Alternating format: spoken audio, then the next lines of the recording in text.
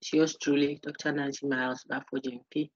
I want us to quickly complete the unit 6. Since you say you have no questions on the first part, I'll just mop up very quickly on the entire unit and then fill in with, I think we were left with just 2 more of the valid patterns. And if you know the original, then you can easily distinguish it from the photocopy. Okay. Please engage content as you even prepare for your interim assessment. Do the assignment as you were required to, assignment 1 and assignment 2. It will be due, I think, 2 days from now. I don't remember the date very well, but I think that I gave it 2 weeks to do that, the whole of last week and this week. It's likely it might end Friday, or maybe I gave you the weekend edition or so. I'll check. Just make sure you submit for the 2 before. Okay. I've received 1 or 2 queries. People asking, please, can you do? I submitted the assignment 1 to assignment 2. My dear friends, don't do that yourselves. Read, do as you are told. That's all. Copy and paste, because the thing came as an inline submission. Don't let us make this recording too extensive because of those matters. Okay, it will serve you and others. So let's make it focused on the content proper. We can deal with pedagogical issues later. So we saw this outline on your screen when we looked at part 1 of unit 6, how to contrast deduction and induction as 2 types of arguments. We said deduction requires that if the premises were assumed to be true, then the conclusion must also be true, else you create a contradiction. Whilst for induction, it is possible for the premises to be true and yet conclusion false, no contradiction created. In the instance of the deduction, we are talking about a valid deduction, when the deduction is properly done. Okay, so it can be an invalid deduction. That will mean that the conclusion won't necessarily follow from the premises. And for such instances, we would say that you have created a formal fallacy. Fallacy being an error in how you are reasoning deductively. Okay. We saw particular, look on your screen now, please, particular and general statements, and how you are able to determine that by looking at the reference class and the attribute class of the given statement. The same reference class and attribute class helped us to distinguish the types of generalizations, the universal generalization and statistical generalizations. We even went further to determine, please keep your thing muted, to determine or to explain and understand that the universal generalization is actually a conditional statement in disguise. So if I say all A's are B's, I'm actually saying if X is an A, then X is a B. We found out that universals could also be negative. They might not always be affirmative. So I could say no man is perfect, and that is actually you saying if X is a man, then X is not perfect. That way we are then able to determine our antecedent and consequent, and then that will set us up nicely in determining which pattern of reasoning we are dealing with. So the valid syllogistic patterns, what is a syllogism? 2 premises leading you to a single conclusion. When you are arguing in such a way that you have 2 evidences, 2 premises, 2 reasons, and then the conclusion is 1. That will make 3 steps, right? 2 premises, 1 conclusion. In a deduction, then what you have is called what? A syllogism. That's it. That's why we have hypothetical syllogism as one of the valid patterns. It will be 2 premises and a single conclusion arranged in a certain way. So that one is hypothetical syllogism. We are going to see disjunctive syllogism also. See, their names are already syllogisms. But modus ponens and modus tollens, I know you know them now, are also syllogisms. They just didn't carry the name. Oh, yes, they are. Because they are 2 premises and a single conclusion. If you remember our examples, we'll go back to them. All mangoes are fruit. This thing I'm holding is a mango, then it's a fruit. The first premise All mangoes are fruits. The second one, what I'm holding is a mango. It's a mango. See? Therefore, there comes the third one, which is the conclude. Therefore, it's a fruit. It's also a syllogism. So modus ponens is a syllogism. Modus tollens is a syllogism as well. Now, another name for modus ponens, like we learned last week, was what? Affirming the antecedent. Modus ponens affirms its antecedent. You look at the name of the argument. From the second premise, I said that also. I've shared a recording on all the sites. Main campus, College of Health Science, City Campus. I shared it at announcement and copied your emails. So you have recording on Unit 1, recording on Unit 2, recording on Unit 3, recording on Unit 5, and recording on Unit 6, Part 1. If you just do this mock-up, you have recorded. The reason why I have bothered to go to that extent, apart from it helping me to guide me, it helps the students who have too many excuses. Some are full of excuses. And that day, because it rained, the weather did this and this, and came to school for degree. So don't give too many excuses. Now there's a recording uninterrupted. Play it midnight. If you think daytime, your reception, your area is whatever. It's like saying your pen doesn't write. How has that got to do anything with, got to do with the lecture? Online has come to stay. Internet is part of why we admitted so many people. Just understand that. Otherwise, we will take admissions that can take the number of students that can sit in the lecture hall. Look at our lecture hall. How would you, somebody, not you now, somebody's agree 77. That brought him or her into the English. How would it have happened? But if we can deliver content online, ensure that we have good screens, slides appropriately done, you to do your bit so that more people can be admitted. Excuses, no those. Students like excuses, some. Now I overgeneralize. That was a universal generalization. I should have said some students, so I corrected that. Quite a number of students, excuses everywhere. If you push and push and you keep doing that, there might come a time, it's only 50 people that will be admitted by the university. Then you will sit at home with your grade 6 because you didn't get 12 marks. What am I addressing? The posture. So now the recordings are there. Add them to the slides. The textbook is at the resource tool, soft version. You don't have to come and carry a hard book again. What is the excuse now? None. You are left with picking the content and engaging it and responding to assessments and answering questions and getting an A. When you finish, you are done with this course. One semester, so that the next batch comes in. We don't want a lot of you trailing behind and occupying seats. When new people are coming, they have to sit and learn. You are seated here 3 years, you won't graduate. Minus you graduate sharp. Finish this one, A straight, you move. Then the next person comes, but you will earn it. It will not be a dash. Okay.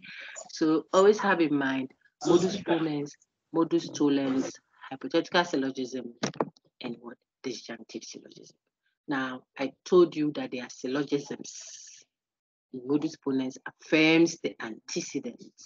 And that name, affirming the antecedent, is what happens in the second premise, not the main premise, but the second premise. So you look at what is happening in the second premise. Am I affirming the antecedent or am I denying the consequence? Am I doing this? That is what the name implies. Okay, now, by the time we mop up and go, you should also know all the fallacies, the errors in the form. Okay, so these are fallacies associated with the form. You are reasoning deductively means you are interested in the pattern, the form, the structure, obeying the law of the form for, say, modus ponens, obeying the law of form for, say, disjunctive syllogism. Okay, like the way you slide to unlock your phone. You know the form that you created to lock the phone. If someone wants to unlock, the person for do the same thing now. If you do no go fit do any other way and think that the phone. If he does it differently, the phone will not unlock. Don't say, I'm a good person. I'm actually just checking to see if he has money on his mobile. I don't have any bad plan. The phone doesn't understand that long talk. If it is a Z that was used to lock it, you have to create a Z. As it was done. If the Z moves from 6 to 3 across down this way, and you move from 1 to 3, it won't open your home. You can pray tongues, it won't open. I'm just trying to show you that that's the nature of deduction. So there is a pattern you must follow. People don't like obeying rules. So when I'm saying this, I want to stress it. Look, it's a rule for deduction. You don't have opinion about that, like we have about every other thing on it. Every other thing, people are changing their minds about it. This one, you can't. If you change, you get it wrong. Okay, where to the vice is it now? The rules are clear. One is leading, the other is following. If everybody look at your legs when you are walking, one leg must go forward, whilst the other one is forward. The other one must wait. If you want to move both legs together, you can't go forward. You fall down. There are rules of life. The fish swims, the bird flies. If you want to grow whatever fruit, you put it in the soil, the seed into the soil. Some you cut the part of the. I mean, all these things I'm saying, you don't go and stand before ATM machine and punch, 22331. The babies are falling down. That's not how God made it. It's simple. People must obey rules of life that govern life. Now, so what is all that? I just want you to be conscious. So if you go contrary to the form, different from the form, you will create an error. That's what I put in red there. And last week we saw that. See that? So where instead of affirming the antecedent, you rather go where you think I affirm. I can also affirm consequence. You go and affirm the consequence. You will create an error. The system will bing, bing, bing, the alarm will go off. Something is wrong. The guy is stealing money at the ATM.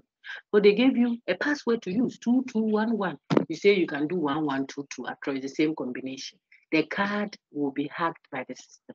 The system will capture your card. You won't get money. If you're not careful, the security man will come to you because that is the law. Now, all that said and done, we are ready to go. So you will learn 3 fallacies. It means one of the valid patterns doesn't lend itself. I mean, we will not be given that fallacy here. Those who do philosophy, we will engage that in element of formal logic, the false disjunctive syllogism, and others. In this course, the student's body is given only 4 valid patterns to learn and 3 formal fallacies associated with them. Okay, so fallacy that affirms the consequent, fallacy that negates the antecedent. Instead of negating consequent, it rather negates the antecedent. And then the false hypothetical. You should know these few things, and add to what we got last week, and we are done. Valid argument and sound argument. I think I touched on it. So this is it. You saw this, the deduction and induction. I won't go through it again. We did a recall of what an argument is, the parts, the types on the screen now, deduction, induction, some examples to help you. Some more examples. We saw that you could generate a contradiction if you are in a valid deduction. You accepted the premises, but you don't want to accept the conclusion that comes with it. You create a contradiction. We showed you how not to contrast the two. Don't talk about general to particular or particular to general. That's a correct way of contrasting deduction from induction. And then we stress that deduction is a topic neutral thing. So I can say all A's are W's. My mother is an A, therefore she'll be a W. That would be valid modus ponens. But I mean, A's are not W's and mothers are not A's. But it's the pattern, the form, it's the structure we are interested in, not the content. Okay, not the content. Deduction or validity is what?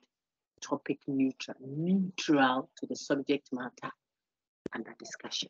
Okay, that's why if you have a valid pattern, and we go further to check, and every premise is actually speaking to truth out there, we are so happy because you have gone beyond just giving us the form or the pattern, but you are giving us actual information, something that is actually true in the premises. We will say then, therefore, the argument is not only valid, but it is sound. So a sound argument is a higher version after validity.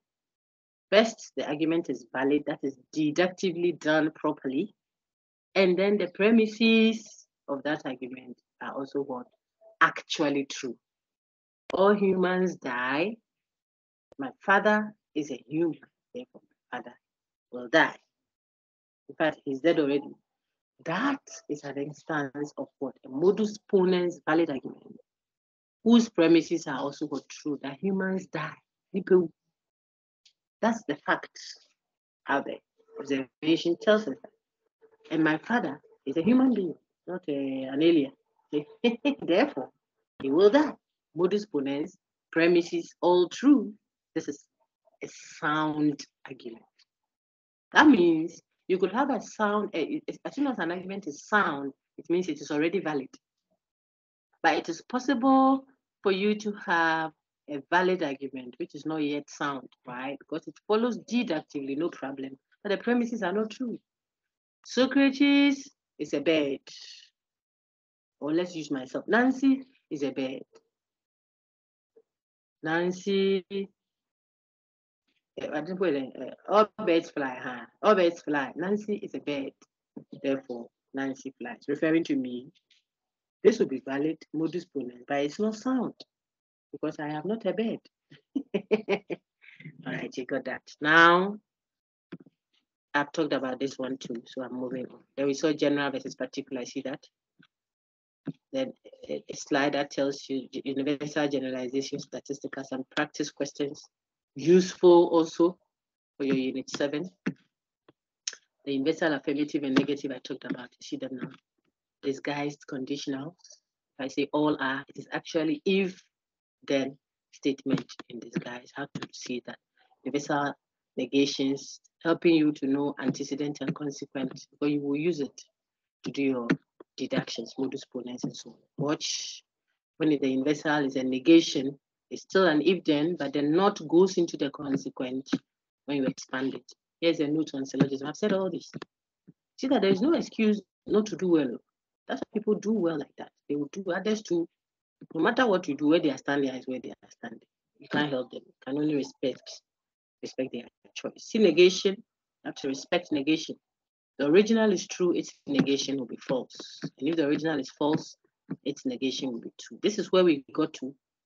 And we did modus ponens and we did modus tollens. All mangoes are fruits. This thing I'm holding is a mango. I'm affirming the antecedent part. Then it has to follow that it is a fruit. That's it. Conclusion. That's modus ponens. All mangoes are fruits. Look at the second one. This thing is not even a fruit. Then it means it is not a mango. See what happened at the second premise after all mangoes are fruits? What happened? I said this thing is not a fruit, any fruit. All mangoes are fruit means the set of mangoes are inside the set of fruit. Now this thing I'm holding is not even inside the mother set of fruit. It's not. Then it's not a mango. Because mangoes are already inside the set of fruit. See that? So this second one is also valid. It's called negating the consequent. It's a valid pattern, yes, but not after the manner of what modus ponens. This is modus tollens. You will see these types, whether with universal affirmative statement or with universal negatives or with conditional statement. No matter how I give you chicken to prepare for me, a soup, you should be able to, if you're a woman, wet your salt, or a guy, wet your salt. Some guys are good. I could bring you the full live chicken from the market with the feathers on it and say chicken soup this evening.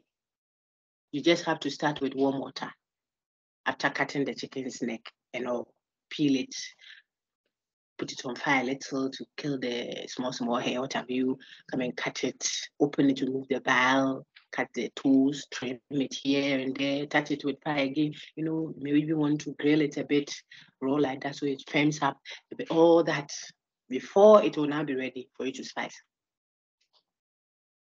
It could also have been, I brought you the fresh, already cut chicken from the cold store. It is still chicken, just that the first part of it is out. You don't have to do all that work and mess up your kitchen. You just go straight, less work. Spices are on, you are off. That's the second part. What did I mean by this symbolism? I'm just saying that so I could have given you universal statement And then you have to work with it to identify antecedent and consequent. What do? You have to expand it, show ante and consequent. So if I say all men are mortal, what I actually said is if X is a man, then X is mortal. You are taking off the feathers now. Now you can clearly see antecedent and consequent. So you know whether to affirm the antecedent and conclude by affirming the consequent to create modus ponens, or you negate the consequent first before negating the antecedent to create modus tollens. Your ability to determine antecedent or consequent is key. Whether you are dealing with a universal affirmative statement, universal negative, or a conditional statement, brothers and sisters in the Lord, antecedent and consequent is your target. Now, if you have to do modus tollens, now we start today's one. What we are going to do now will tie in well with where you ended with the one I've shared on the site. Yesterday's class, which I've shared, main campus one, ended at modus tollens, then negating the consequent. That's where we end. We're going to build on that.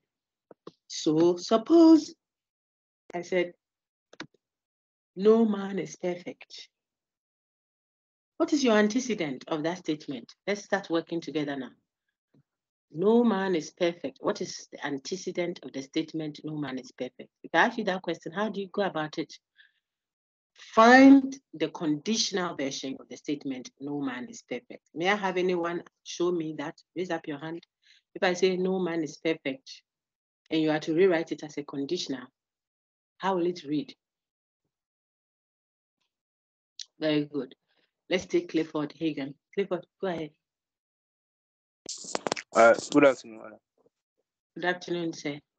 Welcome. Go ahead.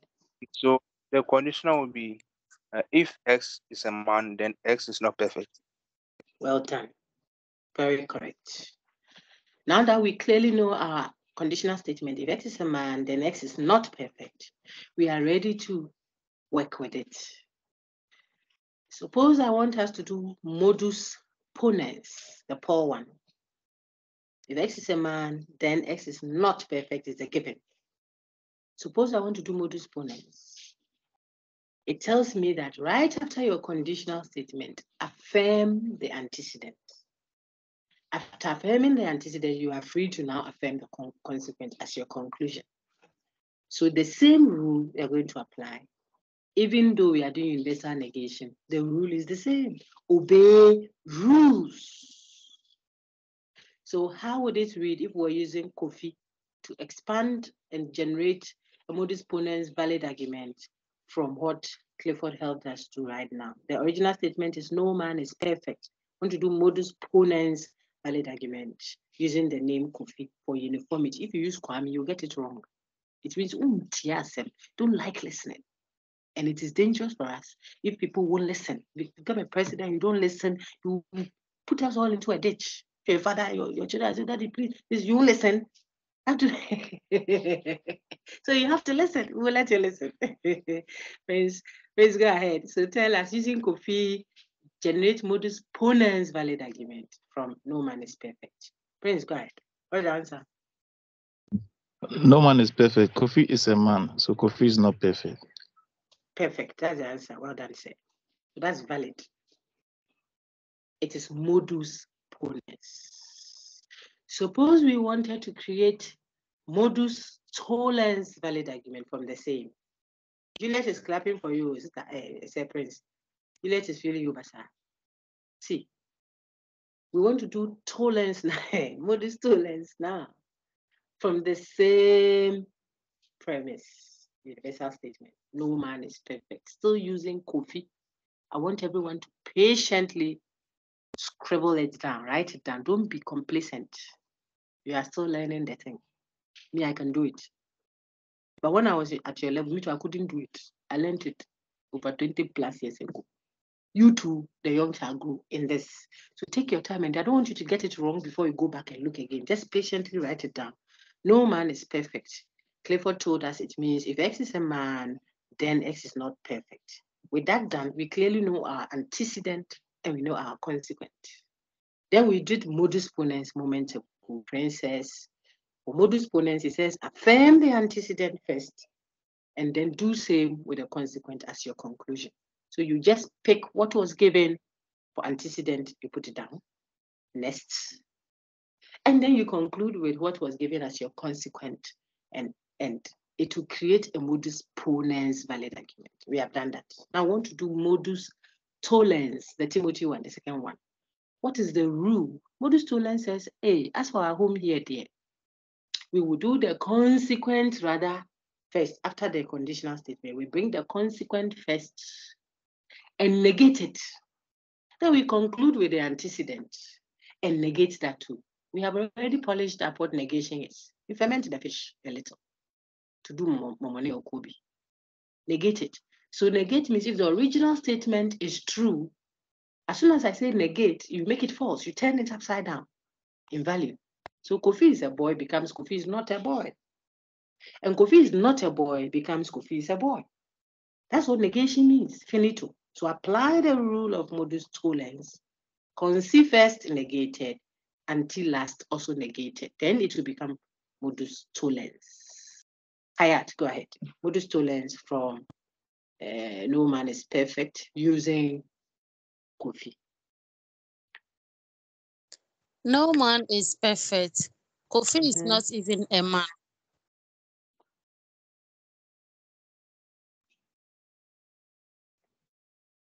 I'm listening to Hayat.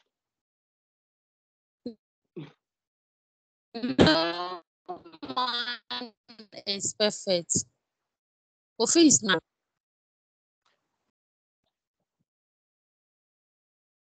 Oh, your line, your thing just went off. Is someone else going to try? I think Hayat is having network challenges, and the answer she's giving is not correct. Hayat, look at it, say and do what I said. You have not done that. See, your friends are raising their hands. We are 130 something plus. If you think you are able to raise your hand, what it does is it gives the class a good atmosphere that people can tell that, hey, our friends know it too, which we must make an effort. Don't sit on concern. It's still like lecture time, physical. I see people react sometimes on the screen. It means they are there. Or you don't know. Ayat. Ayat, do it well. Do it. You haven't done antecedent and consequent. No. Write it down. It will help you. Let me take Jonathan AJ. Keep your hand up. Don't worry. If you know, just keep the hand up. And let me call those who are there. Ayat, let me hear someone else. Okay. I said the answers you were giving were not correct. Let's listen to Jonathan AJ. Okay. Listen so that it will help you. Jonathan, go ahead. No man is perfect. Kofi is perfect. So Kofi is not a man. Well done. That's correct. No man is perfect means if X is a man, then X is not perfect. So to do modus tollens, we'll go to the consequent, which is X is not perfect. We'll go there first. We'll go and bring the X is not perfect as our next premise after the main one. But because we want to start with the consequent, it can only be valid if it is negated. Now the original says Kofi is not perfect. So the negation of that will be Kofi is perfect. That's the next premise. So no man is perfect. Kofi is perfect. Therefore, Kofi is not a man. That's the negation of the antecedent that just happened. If you did that, you created a valid modus tollens argument. Another one, keep writing or reflecting. So let's do this one. If you do not study, you will not pass. If you do not study, you will not pass. I want someone to do modus ponens first, the poor one. Then afterwards, another will do modus tollens. I'm just polishing up a bit more before we go to my hypothetical and the other one. Solomon, I am going to go ahead. And I'll come back to Yaya Hayat. Let's do ponens. If you do not study, you will not pass. Okay. So if you do not study, you will not pass. Mm-hmm. So Kofi has not studied, so he has not passed. Very good. That is for modus ponens. Our brother just brought the antecedent right after that and then concluded with the consequent. Correct. Now I want someone else. Thank you so much, Solomon. Let's have someone else do modus tollens with if you do not study, then you will not pass. I want to see the hands. Just bring consequent first and conclude with antecedent. But in both cases, negate. Turn the original upside down. That's all. I still see only 2 hands.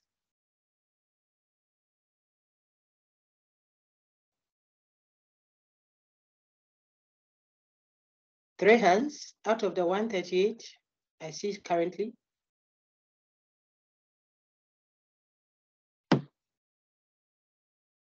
Okay, Jonathan Ajay. I think Hayat is not able to. Jonathan, okay, I see Norris now. Jonathan, hold on. You have spoken. Let's take Norris. Kwesi. Norris, go ahead. If you do not study, you will not pass. So Kofi studied, therefore he passed. Come again, sir. Hello? Sorry, I got distracted. Please come again. I got distracted. I'm sorry. Said if you do not study, you will not pass. Kofi studied, therefore he passed. We are doing modus tollens. See that? Modus tollens. So if you do not study, then you will not pass.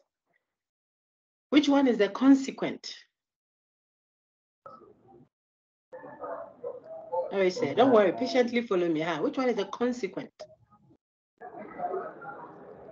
The consequence is that you will not pass. Don't worry. So we want to bring that one having to do with the passing first. Before we conclude, we end. That's what I'm trying to say. We end with the first part, which in our instance is the antecedent. Okay. All of them negated. So come again. Patiently, we'll wait. Just do it again. If you do not study, then you will not pass. What do you think we should say next?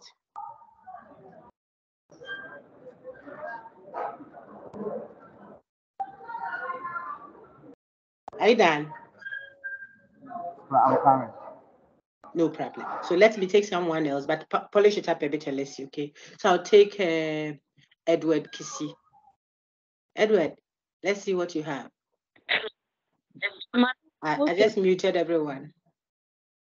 Hayat, are you ready now? Yeah. You have to move around a bit. Hayat, okay, shift from where you are a little. Let's have a good reception from your end, okay? So let's take Edward whilst you do that. Edward, go ahead.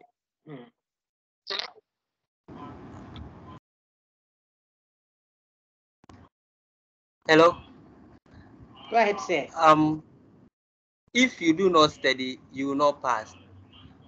Kofi passed because he studied. Very good. You won't say because, but Kofi passed, therefore he studied. You see that? So that the therefore becomes your conclusion. Perfect, Edward. Everyone is moving steadily, slowly but steadily. If you follow, you'll see. It's just rules. That's all. So we'll add one more. What I'm doing is I'm mixing the statements. Sometimes I give you an antecedent that is negated and the consequent positive. That's what I did with the antecedent positive, the consequent negative. That's what I did with no man is perfect. Sometimes I give you both of them negated. Sometimes I can give the antecedent negated, the consequent not negated. It's just rules. So no matter how you twist and turn, the end of the corn is to become bamboo. It can become cuckoo. It can become, you twist and turn it. It is still kabu, but it will become something. That's all I'm trying to show you. With more practice and simple obedience, people should have that posture. That's all. Okay, so we do 2 more, but try this.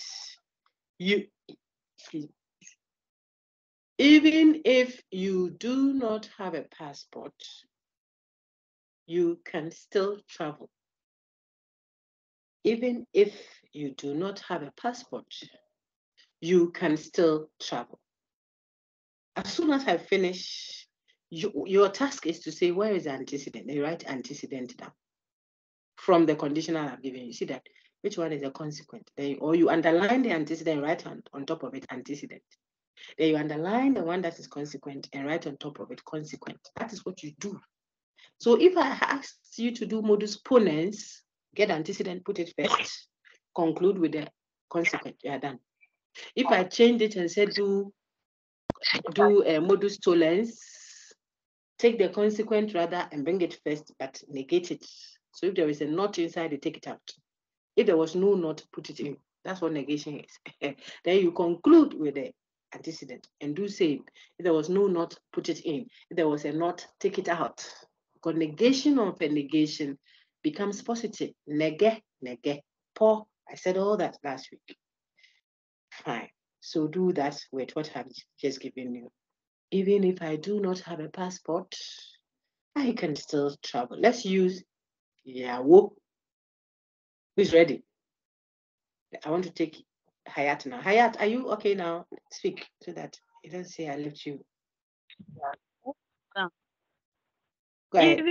Even if I don't, if you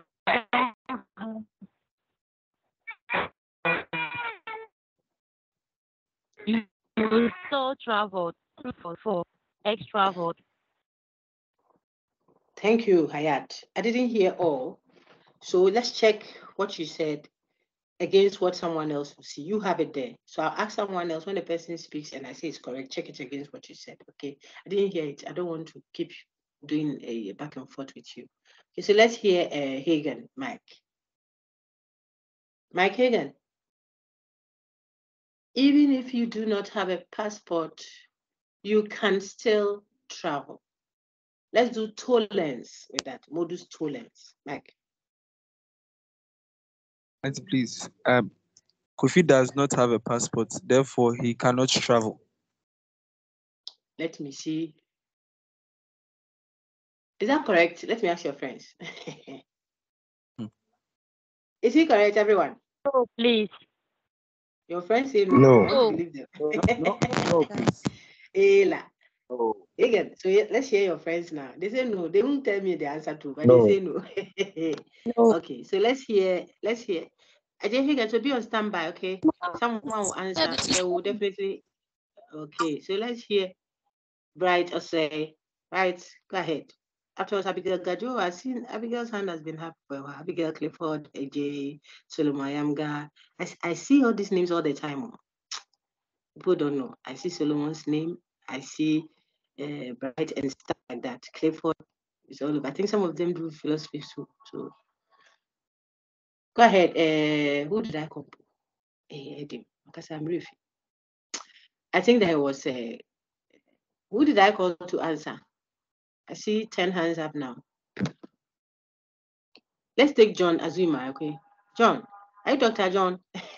John, go ahead. That's my Dr. John. That's how I saved his name.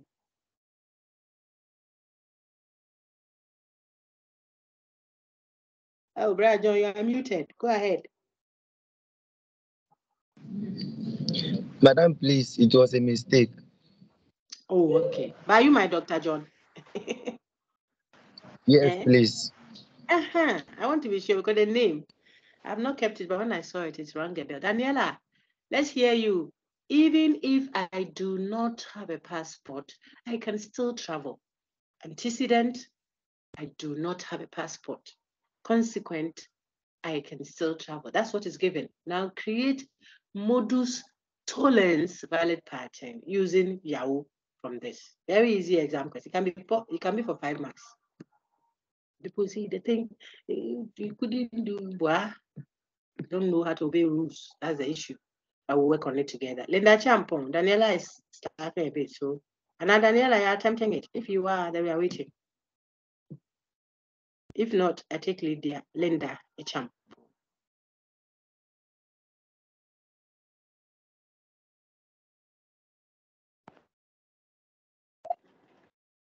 Even if you do not have passport, I can still travel.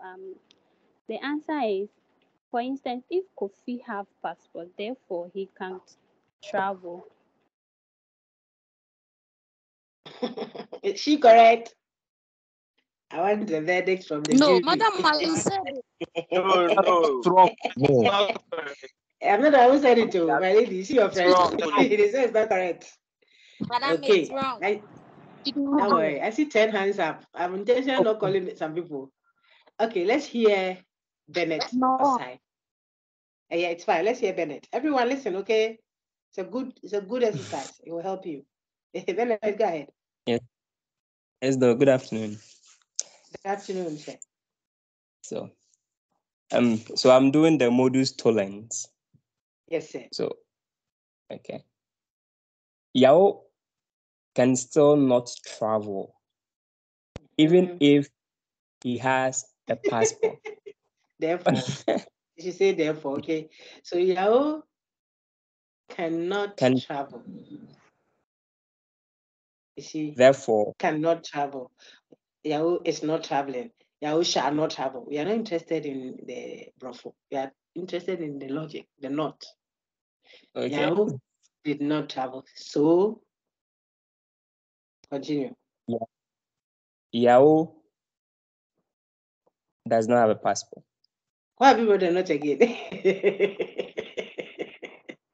If I ask them, they will say no. Okay, so your consequence has been done right. That's the antecedent. Who says, Madam, the lady? Okay, Bennett, listen to the madam. Madam, She wants to answer.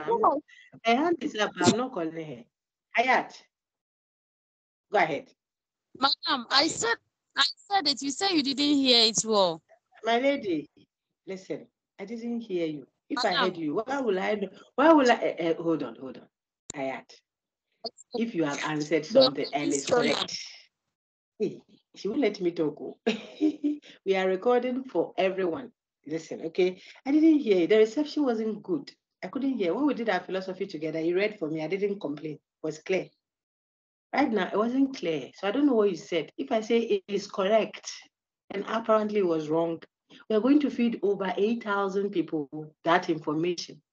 I may mop up. Some won't see. So I said, I'm not sure of what you said. So let's hear someone else. If that one comes out clearly and the recording captures it, you can check it against what you said. You said it right, and I said I didn't hear. So if I didn't hear, my first I should hear until I had. Don't worry, okay? Say it again, let me see, because what you said right now was so clear. Doc, I said something, that one was so clear. Maybe you have moved to a better place now. So tell me what you said again. Everyone listen to Hayat. If I don't have a passport, I can still travel. If X does not have passport, therefore X can travel.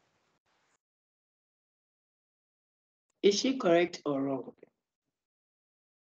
She's wrong. If Wrong. don't have passport, It's wrong. Okay, the last one. It's fine, don't worry. Hayat is not correct too. So don't worry, we'll get it. So I'll take a last person and then I'll respond. I think that we have just for you to see. Everyone, don't worry. No, don't wake yourselves up. I see Prince's hand, I'm not calling him. I'm seeing Stephen Amate, I'm not calling. The champion's hand is up, I'm not calling. Clifford, Solomon, I know that people at home, most of you may even want to do it. You can do it easily. But I want everybody to come along. That's how I teach. Okay, so I'll hear Justina Labi, and then afterwards we will discuss it. I see Jacob's hand, Gulu, Valentina. They are all there. All those hands are up. It is not like the whole class doesn't know it. People are worked up. Oh, don't call me Keke. So, Justina, attempt your response and let us see. Then we can react and then move on to hypothetical.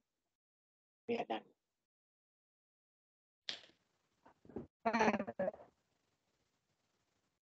Go ahead, Justina. Yes, madam.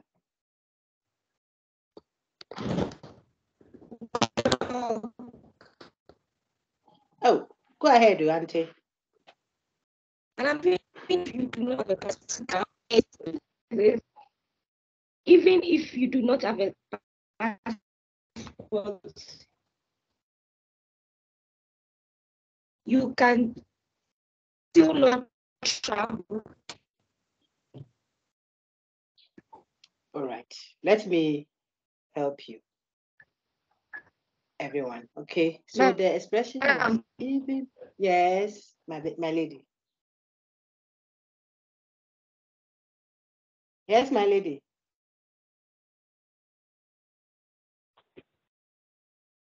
I'm listening. You say, madam, so I'm listening. Or I can continue. Let's move, okay? Let me move so that, So hear me now, everyone. I was saying that the expression was, even if you do not have a passport, you can still travel. That's a given. The next premise you say, you cannot travel. I said, Yahoo cannot travel. Therefore, Yahoo has a passport. Finished. I finished. I brought a second. Madam, please come again. I said, even if you do not have a passport, you can still travel. Even if not passport, still can travel. That's the form. You want to do tolerance, cannot travel. You bring the negative, the consequent first, cannot, and introduce not. Cannot travel. Conclusion, therefore, passport. Therefore, what? Yahoo has a passport because the antecedent said it does not, even if you do not have it. The not is in the antecedent. So your conclusion must take it out. You know the challenge you people, I think people have had. You are trying to make the thing sound good. But deduction is topic neutral. It's not interested in whether the thing makes sense or not. It's talking about whether it follows. If these were true, will it follow? So we are doing modus tollens. That means you should be interested in the pattern and not the content. No, I said, even if you don't have a passport, then you will have negated the antecedent, not passport. Even if you don't have a passport, you do not have it, you can still travel. So the consequence is positive, but the antecedent is negative. And now we are doing modus tollens. Right after this, I have to go and take the consequence, which says you can still travel, and make it you cannot still travel, or you cannot travel. Then I come and conclude, therefore, the antecedent is originally with a not, if you don't have a passport. So the therefore must be, therefore, you have a passport. I have fulfilled the righteousness for modus tollens. Okay, one more. If you do not study, you will pass. Modus tollens. Use Jojo. If you do not study, you will pass. Who is finished? Let's use Jojo. When she cry, will pass it. If you do not study, you will pass. Let's use Jojo. I see only one hand. Okay, I see one hand. 9 hands now. Do it. If you do not study, very good. You will pass. Dr. Please, which one first? Is it the tolerance or? Now we are doing the tolerance. I think the ponens is okay for you now. I mean, with a little bit more practice. Okay, but the tolerance is, well, especially when we use the negations. That's why we revise negations in the slides. It becomes a bit clumsy for people. So we will practice that a bit more. And then tolerance, if you do not study, you will pass. Jojo. Okay. I'm waiting for 15 hands. So I see 13 now. That's why I've not called anyone. 14 now. One more. Okay. Very good. We have 15 hands up, and the people are not giving up. Hey. Jerome, Kumi.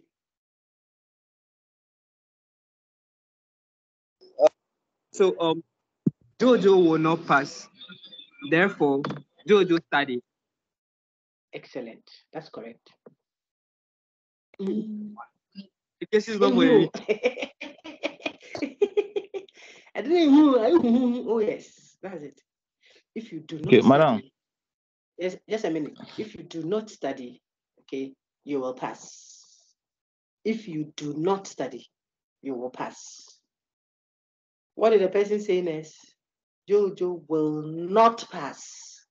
The negative consequence. Therefore, he studied. It's valid. Just that it's not sound, but the premises are not true. But the reasoning pattern is valid. It's a modus tollens validity. Sir, please, someone wanted to ask a question. Go ahead. Yes, please. I wanted to suggest something like, so it's like this one is like you cross multiply the statement that the one at the comes and the other Don't one. go ahead because cross multiplication means that all the time antecedent will be at the front. Sometimes antecedent will be at the other side.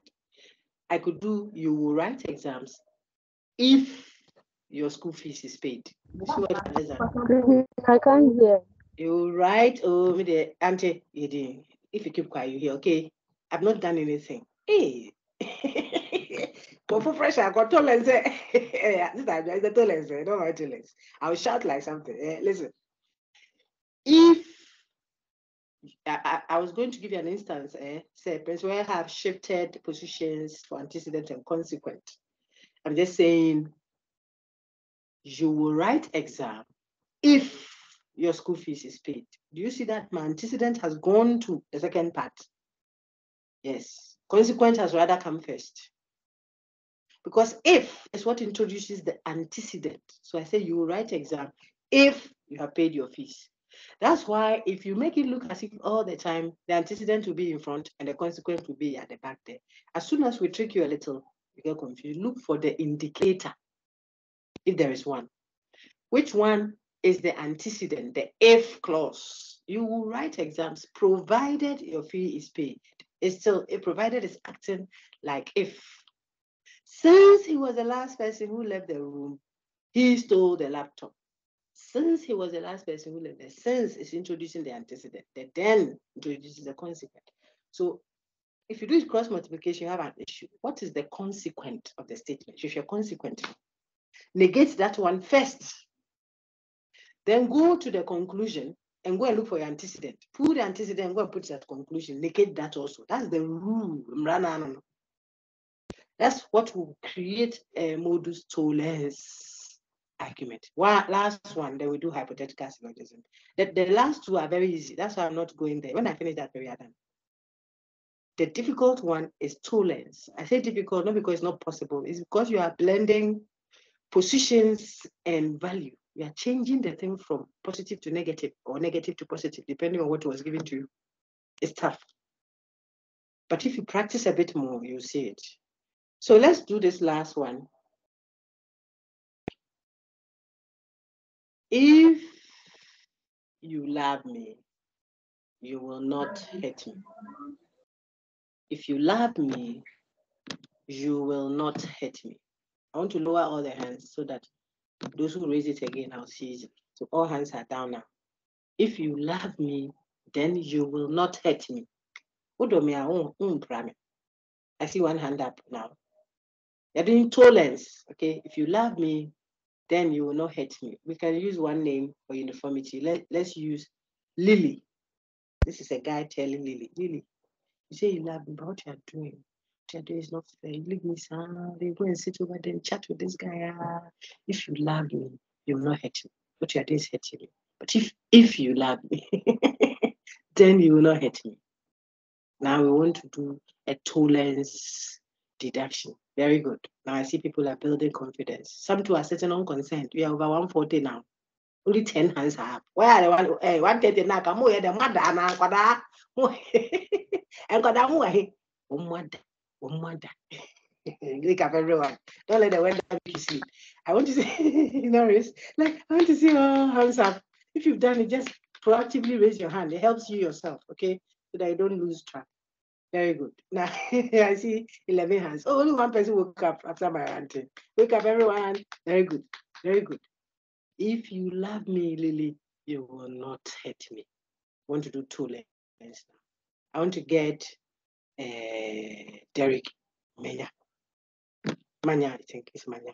After Lee's hand just shot up to very good. Then Isado's hand has come. Go ahead. Yes, sir. So the modus tollens. You hurt me, therefore you do not love. Excellent. That's correct. If you love me, you won't hurt. You are hurting me, so you don't love me.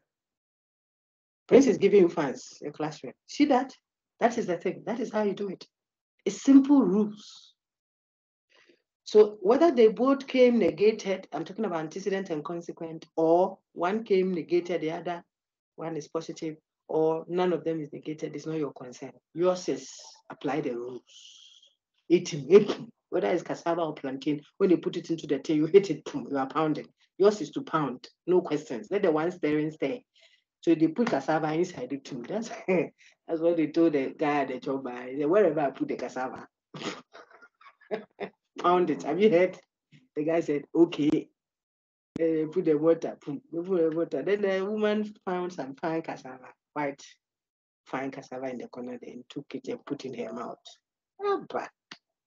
Oh, I tell you to raise the mortar, excuse me, the pestle into her front face, a panya, and smash her face. But I said, why don't you see the inside of the mortar? I said, the instruction you give. He told me, oh, nah, baby, I'm going to be a papa. And put the cassava in your mouth. I came to pound it there. You obey the rules, pound our mouth. We don't have a problem. Simple obedience. Pound the fufu, the cassava, where I put it. I put it in the middle, pound. If I put it at the side, pound. Yours is to follow me. Those are the rules for both tollens and ponens. Now we want to do the last set, which is what? Hypothetical syllogism and disjunctive syllogism. We'll do those in maybe 5 minutes. That one is very easy. All mangoes are fruit. Can everyone see my screen, or someone's own went off? I'm projecting valid deductive forms, hypothetical syllogism, and disjunctive syllogism. Please, can you see my screen? Yes, dog. Yes, dog. Okay, that is there. If you look at hypothetical syllogism, let's do that first. We can do disjunctive later. For hypothetical syllogism, this is the pattern. 3 clues. I want to give Please, you I can't 3 see it. hints. Oh dear. Let me stop sharing the ratio again. But there are 3 things that can help you know if you are dealing with a valid pattern called hypothetical syllogism. Okay. First of all, it is dealing with all. The 3 statements are all universals or conditionals. So you see that premises have all. Conclusion also is an all statement. If you don't see all, you will see what? If then, because conditionals are actually what? Conditional. Excuse me, universals are actually conditionals in disguise. The conditionals may be, the universals may be affirmative or negative. It's a clue I'm giving you. When we're dealing with the modus force, see up here, right after the first premise, which was all mangoes are so and so, the second premise wasn't an all statement, it was a particular, this thing, coffee. So if all mangoes are fruit, what I'm holding is a mango, therefore it's a fruit. So you see that the next premise is a particular statement, it's not general, whether for modus ponens or modus tollens. Look at hypothetical. It doesn't start with all so and so have done so and so. However, look at the second premise. It is still all. And the conclusion is still all. So that's a first clue. It's not enough, but it gives you, the option of knowing that this cannot be modus anything. Because if it's modus, it's only the first one that is universal. The rest are particulars. As for the disjunctive syllogism, it doesn't even start with all. It's not a universal. The compound is different. It's a disjunction, either or. See that? So already there are clues to help you know that, this option cannot be the correct one the woman is looking for in the exam question. Because you see the possible answers, and then you see that, this one already is this and that, so it can't be that. They take it out, reduce to absurdity. You keep reducing, and then it increases your chances of getting an answer correct, just in case it's a little confusing. Okay, so hypothetical syllogism starts by saying all mangoes are fruits. See, the antecedent is what? X is a mango. A consequent is S is a fruit. That's the first premise. Now the second premise takes what you call the consequent in the earlier one, and makes it antecedent in the next premise. All mangoes are fruit. See what is happening. Now the fruit, which was a consequence in the earlier one, becomes the antecedent in the second premise to create a chain, an intersection. So all mangoes are fruits. All fruits are themselves what? Edible. Creates a third thing. Then it will mean that all mangoes are edible. The fruits will cancel out themselves out. Oh yes, that's it. All mangoes are fruits. All fruits are nutritious. Then it will mean that all mangoes are nutritious. That's three sets. The set of mangoes are inside the set of fruits. So mangoes are circle inside the set of fruits square. And the square is itself inside the triangle, big triangle, which is what? Edible things. Therefore, it will mean that mango, which is a beginning, the small set, will already be inside the big one. That's the point. So it is what? Valid by hypothetical syllogism. All A's are B's and all B's are C's. Then it will mean all A's are C's. Women like money. Those who like money die early. God forbid. This woman examples. Then it will mean that women. See the point? I'm just trying. Whenever it rains, the ground gets wet. When the ground gets wet, we get a lot of harvest. Then it means when it rains, we'll get good harvest. By hypothetical syllogism, granted that the premises were true, the conclusion will also be true. If you study, then you will pass. If you pass, I'll travel with you. Then it means if you study, I'll travel with you. Hypothetical syllogism. It's not difficult at all. Now, there's a fallacy that tries to do this one. Instead of saying from the first premise, watch, all mangoes are fruits, and continuing to say the fruit, which was the consequent here, should now become antecedent in the next, you see, so that all fruits become something else. They don't do it that way. Why we say it's a fallacy is what we are telling you. We say all mangoes are fruits, then you leave the fruits there. Go and take another variable and say all edible things are also fruit. Therefore, we should conclude that all mangoes are edible. That's the problem. It's a jump. They are jumping the window. All politicians are corrupt. All lecturers are also corrupt. Therefore, you conclude that all politicians are lecturers. That's a parallel. It wasn't a Z. You didn't create the Z that has an intersection. You didn't do that. See? Say all pastors go to the club and all drunkards also go to the club. Therefore, you conclude that because they converge at the same place, they have a common consequence. See? Therefore, you say all pastors are drunkards. They can converge there for different reasons. One may go there to converge people. One may go there to get drunk. The fact that two people go to the same place or have a common consequence, you see that, doesn't mean they are the same. Remember, I told you, inside a set of cheats, all women are cheats. My ladies, apologies. Inside that set, when we say all women are cheats, there is space in that set for all men to also be cheats. It doesn't mean men are women. It just means that the consequence is a big set. So all mangoes are fruit means the set of fruit is big. And inside that set is a subset called mango. But there is still another set that can be inside that fruit. It's a triangle called bananas. That is the point. Therefore, the fact that two things share a common consequence doesn't mean they are the same. You will be committing false hypothetical syllogism. Look at the place I put them together for you to see if you can get the picture clearly. So on our screen now, compare the two. False hypothetical syllogism is the last one over there. Look at the correct one. To your left, down there on your screen, says what? Let me enlarge it a bit more. It says, all mangoes are fruits. The next one says, all fruits are edible. Therefore, all mangoes are edible. That one is so straightforward. We crossed out the fruits because it was a consequence in premise one. It has become antecedent in premise two. How about false hypothetical syllogism? The error, the correct one, the incorrect one, the fallacy. It says all mangoes are fruits. All bananas are also fruits. You see what happened? All mangoes are fruits. There's something else too. It's a fruit. So you want to conclude, therefore, that all mangoes are bananas. Umali, it's a lie, my brother. That is false hypothetical syllogism. you don't have to belabor that point. Okay. Then the last type of valid pattern, modus ponens, tollens, hypothetical syllogism. I want to do the very last one. Very tricky. I've even seen one or two, in some slides that I want to draw attention to. Just in case you want to play it, then you know how to interpret it, because it is not exactly correct. But that is another matter. We can discuss it later. So look at this and listen. See, disjunctive syllogism says what? A or B. That one is not if then. The compound there is not a conditional, it's a disjunction. I said the philo folks will understand that later when we do it in level 2. Don't worry, it's like addition and subtraction are not the same, or multiplication and addition are not the same. These are different operational signs. Just like if I say the sum of 3 and 5, I don't mean the product of 3 and 5.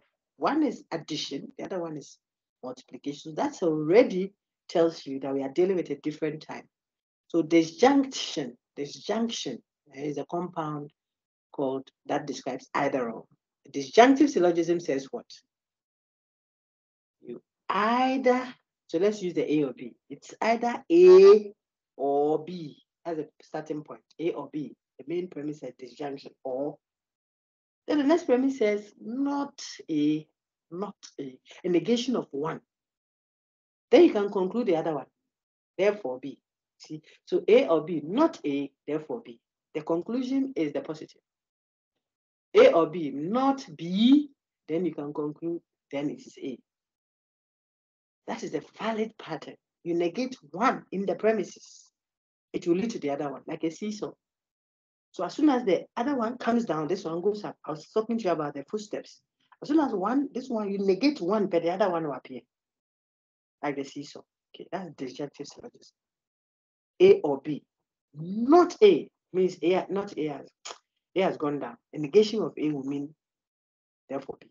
That's the disjunctive syllogism, the logic behind that. Now, some people will tell you, and it is wrong, people. That's why I'm telling you, I'm emphasizing. Some say A or B. The next premise, they say A, therefore, you should conclude not B. Umali. Sorry, man.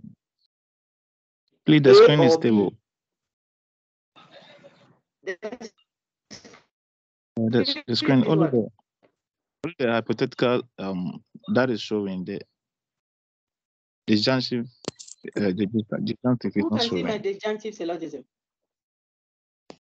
Madam, please, we are seeing the disjunctive syllogism. Madam, we can see it.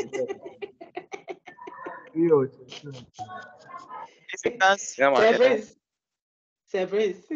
Madam, I would have liked it if you said, oh dear. I would have loved it if you said, Doc, please, I cannot see disjunctive syllogism.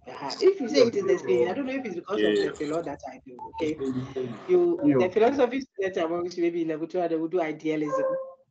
We'll look at how people have argued about how you present. You say God is a God that answered by fire. For you.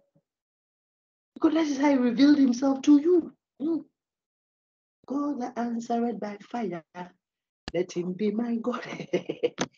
So the person expects that God will always answer by fire. For another person is a dove, gentle. Judas couldn't come to terms with it. Except, I hope you can see now I've changed. How can you sit like this? I'm not the one who did action in the church. Pull the whip and whip the people. Show them power. Jesus is standing there. He's not doing anything. What? Do action. All they knew about him was the action man. But he was led like a sheep to the slaughter. Because the call was a different one at that time. So the same God that is peaceful and is reconciling us has created a place that will burn people. Sodom and Gomorrah, fire burned. The same God of love. Because the reality is not necessarily what you see of him. He can reveal himself to you in a certain way.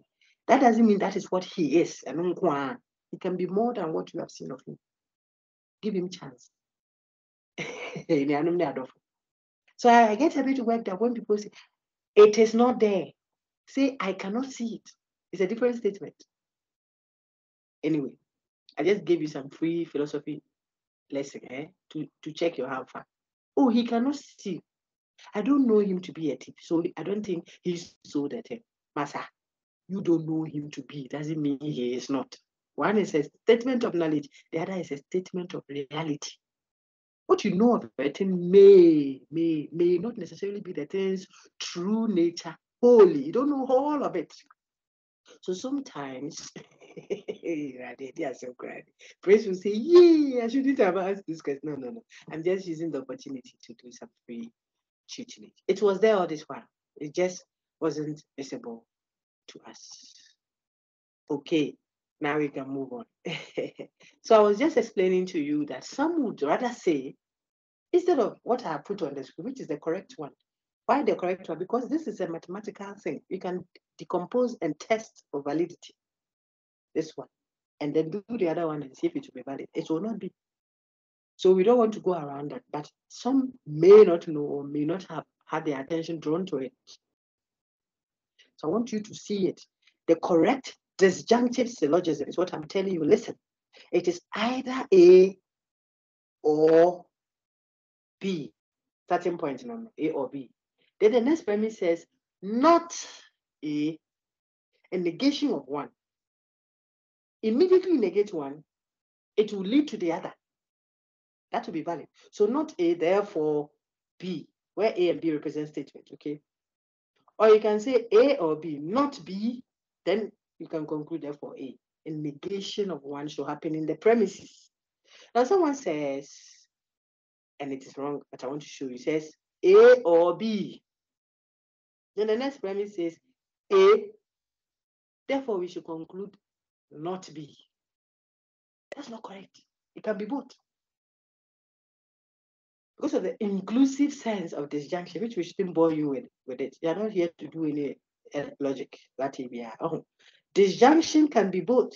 I can say if you visit, I'll give you either a mutuo and soup or fufu and a panchekaka. Or mutuo, rice balls and soup. Or I can give you fufu and live soup. These are the alternatives I give you, either or. When you come and I give you the rice balls first, we didn't ham. But we chat, so it's about 3-4 hours afterwards. You still haven't gone. Then you are my guest. I could give you the fufu too, my friend, and you eat it. It doesn't make what I said false, because I said I'll give you either fufu or soup. I could give you both. You see, it's called the inclusive. He saves at Barclays, or he saves, no, now it's upside. He saves at ABSA, or he saves at Stanchart. You are an investigator. That's the information you got from the whistleblower. Stanchart or ABSA.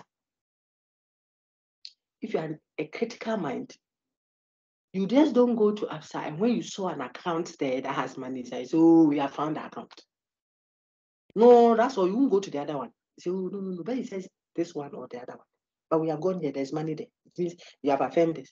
You won't go to the other one. You can have money in both. Open your mind, massa, and solve the issue quickly, and let's punish the guy or retrieve our money. There can be money in the other, the inclusive sense. It can be both. So either or, the correct version of disjunctive syllogism is what? A or B, not A. If you go to ABSA and there was no money there, then it will tell you that there will be in the other one, by the logic of it. But if you go there and there's money, you don't say you won't go to the other one. So you don't say A or B. A, therefore we should say not B. That is not valid. You check it and see. Plot it on the tree. Those who do the tree method, or put it on the table and see if it is valid. It will not be valid. Which one will be valid? A or B? The negation of A in the premises. That is the information I'm giving. The premises are the reasons. So A or B, not A, then you can say therefore B. That's valid. Or A or B, not B, therefore A. That is also valid. What is the invalid one, or the false hypothetical syllogism? Your book didn't talk about it too, but we have applied questions like that.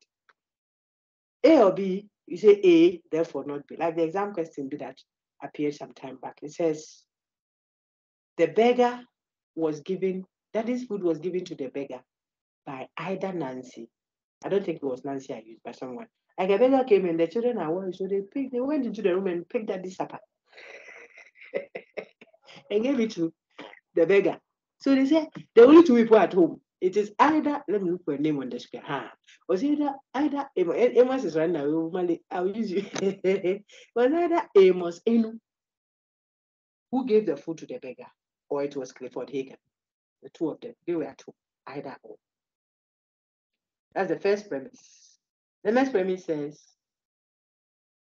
Clifford gave it to the beggar. Therefore, we are concluding that it couldn't have been Amos. Then the question is this valid or not? If valid, which valid pattern is that? If not valid, explain your answer for 5 marks. It's an exam question. The beggar was given daddy's food by either Clifford or Amos. Second premise. Clifford gave the food to the beggar. Therefore, it cannot be, or it was not Amos that gave it. This is not valid. Because it could have been both of them who gave the food to the beggar. They were standing at the door. So take it, oh, the Lord will take care of you. Tomorrow to when you are passing, come, mommy's food will be there, will give it to you, okay? The two could have done it together. Critical thinking. If I had said the food was given by either Clifford or Amos, we have checked. Amos was doing or had gone for classes with the study teacher, so he wasn't at home. Even though we let them home, he left for classes. So the negation of Amos, then we'll point to either Clifford. Clifford can be shifting in the chairs because now we have negated one option. It has to be the other. Look at the seesaw. That's the disjunctive syllogism. So when this side, I'm talking about the seesaw where one sits at the extreme right, the other sits at the extreme left, not the one that goes round, merry-go-round, no, or the one that we feel on it. No. I'm talking about the one that has a pivot in the middle, then the balancing is on it, the bar is on it, it goes up and then down here. So if this one goes down, you see that automatically the other one goes up. That is how the disjunctive syllogism is. A negation of one, you bring one down, is what will lead the other one up. And vice versa. On that note, I'm done. See, these are the the formal fallacies, where instead of affirming the antecedent, affirm the consequent. This is the one that instead of negating the consequent, so that it will be modus tollens. Remember, see where the arrow is pointed. That's the second premise. You don't do that. You do the contrary. This is hypothetical syllogism. The correct version is when you create a Z pattern, or A's are B's, and then all the B's are also C's. The person is not doing that. He's rather creating a parallelism. A's are B's. Then he leaves the B there and says C's are also B's. Therefore, A's are C's. You saw that should be a false hypothetical. I put them together here for you to see.